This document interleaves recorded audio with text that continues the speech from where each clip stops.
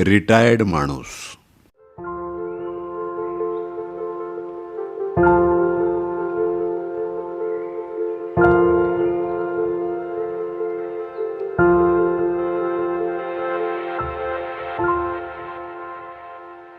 जगात सर्वात लक्ष न देण्याजोगा प्राणी म्हणजे रिटायर्ड माणूस.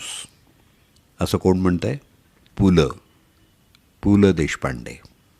ते लिहितात, रिटायर्ड भावांनो आणि सहकाऱ्यांनो, जगात सर्वात लक्ष न देण्याजोगा प्राणी म्हणजे रिटायर्ड माणूस आहे. पुलंच्या भाषेत सांगायचं म्हणजे जसा पुण्याच्या दुकानदाराच्या नजरेतून सगळ्यात दुर्लक्षित प्राणी म्हणजे गिराईक, अगदी तसाच समजा.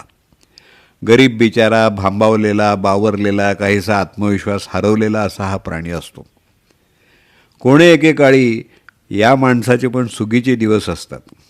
त्याचा रोबाब वाखाणण्याजोगा असतो. सर्व गोष्टी हातात मिळत असतात. घरी आणि कार्यालयात सुद्धा टेबलावरून फायली फिरत असतात. मोठ्या मोठ्या करारांवर सह्या होत असतात. नुसती बेल वाजवली ना तरी 3-3 शिपाई धावत येत असतात. एक चहा घेऊन, एक बिस्किटं घेऊन, तर एक बडीशोप घेऊन. हा हा हा, काय त्या शिपायाच्या चेहऱ्यावर भाव असतो. साहेब हे फक्त आपल्यासाठीच. आणि आता त्याच टेबलावर मिरच्यांची देठं काढली जातात, भेंडी पुसली जाते, लसणाच्या पाकळ्या मोकळ्या होतात. अरे अरे अरे अरे, किती हा विरोधाभास. रिटायर्ड माणसाला कुठेही डोकं चालवायला किंवा मध्ये घालायला बंदी असते. कधीकधी तर मला असं वाटतं की रिटायर्ड माणूस त्याचं डोकं फक्त उशीवर टेकवायलाच वापरत असावा. बिचारा.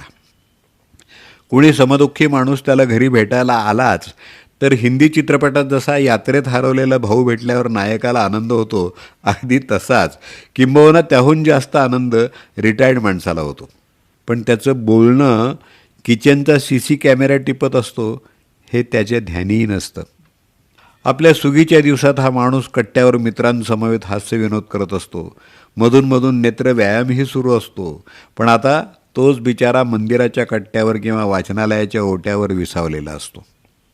ज्या चौपाटीवर सणसणीत भेळ, रगडा, बर्फाचा गोळा खाताना नजर भिरभिरती ठेवलेली असते आणि गारगार वारा अंगावर घेत रिटायर्ड लाईफ नंतरच्या आयुष्याची स्वप्न रंगवलेली असतात, तिथंच आता चटई टाकून योगा करायची वेळ आलेली असते.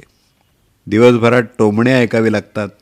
ते शेजारचे बघा, या वयातही किती फिट आणि धीट आहेत, नाहीतर तुम्ही नुसते भित्रे काळवीट वगैरे वगैरे. अरे काय आहे काय हे? एक नवीन माहिती मला नुकतीच कळली आहे, ती तुम्हाला सांगतो. या रिटायर्ड माणसांचा उल्लेख पुराणात म्हणजे महाभारतात सुद्धा आला आहे. हां, चक्रावलात ना? मग ऐकाच. समोर सागराप्रमाणे पसरलेला विशाल सैन्याचा समूह, त्यातले स्नेही आप्तेष्ट बघून अर्जुन जेव्हा युद्ध करायला नकार देतो तेव्हा भगवान कृष्ण अर्जुनाला म्हणतात, अर्जुना, असा रिटायर्ड माणसासारखा हताश आणि निराश होऊ नकोस. उठ आणि लढायला सज्ज हो. पुढं कालांतरानं रिटायर्ड हा शब्द गीतेतून वगळण्यात आला. कारण काय, तर भविष्यात रिटायर्ड लोकांच्या भावना दुखावू नयेत म्हणून. बघा मित्र, त्या काळात सुद्धा यांच्या भावनांची कदर केली जात होती. आणि आता त्या भावना सुकलेल्या पालापाचोळ्याप्रमाणे पायदळीत उडवल्या जात आहेत. अरे अरे अरे अरे. सरते शेवटी भगवंतानं रिटायर्ड लोकांना हताश न होण्याचा मार्ग सुचवला. भगवान म्हणाले, बा वत्सा, रिटायर्ड माणसा, तू असा हताश आणि निराश होऊ नकोस. मी तुला फंड आणि पेन्शन या 2 वेली देतो. जो पावे तो त्या तुझ्याकडं आहेत, तोवर तुला मरण नाही. मरण नाही? मरण नाही म्हणजे खरं मरण नव्हे, तर रोजच्या जीवनात तू ज्या यातना आणि अपमान भोगशील त्या यातना तुझ्याकडं असलेल्या या 2 विलींनी सुसह्य होतील.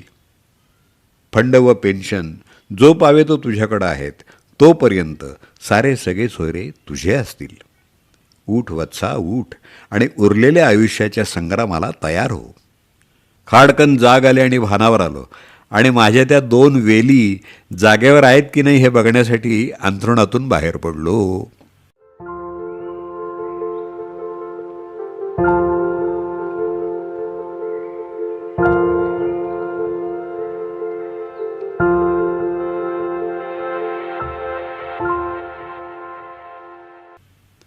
माझ्या सर्व सेवानिवृत्त म्हणजे रिटायर झालेल्या आणि होऊ घातलेल्या मित्रांना ही पोस्ट समर्पित.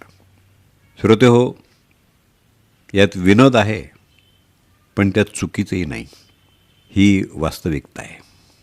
ही पोस्ट आपल्याला कशी वाटली हे मला जरूर कळवा. मी दत्ता सरदेशमुख. माझा व्हॉट्सअप नंबर 8329730186. रिटायर्ड माणूस.